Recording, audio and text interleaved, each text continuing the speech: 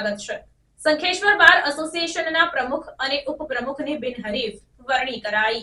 કોઈ સમાજ હોય કે રાજકીય પાર્ટી કે પછી કોઈ સરકારી કે અર્ધ સરકારી સંસ્થા હોય અથવા તો પ્રાઇવેટ કંપનીઓમાં કામ કરતા કર્મચારીઓમાં સંગઠન બનાવવામાં આવતું હોય છે, જે બીજા કર્મચારીઓને મુશ્કેલીના સમયે પીઠબળ પૂરું પાડે અને સલાહ મશવરાથી તેમના પ્રશ્નોનું નિરાકરણ લાવવામાં આવતું હોય છે। ત્યારે આવું જ સંગઠન સંખેશ્વર સિવિલ કોર્ટમાં બાર એસોસિએશનની બિનહરીફ વરણી કરવામાં આવી।